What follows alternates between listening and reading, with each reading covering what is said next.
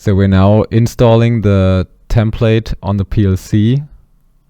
It will automatically recognize which platform it is installed on. So now we are installing it on the PLC, as I said, with the English version. So just click through the setup settings. We are installing the HMI, the boot file, and the EtherCAT configuration. And it will extract all the files needed for the template. So now we can choose View Microbrowser, which is the visualization for the template. Now we have to wait a few seconds in order to let the PLC start.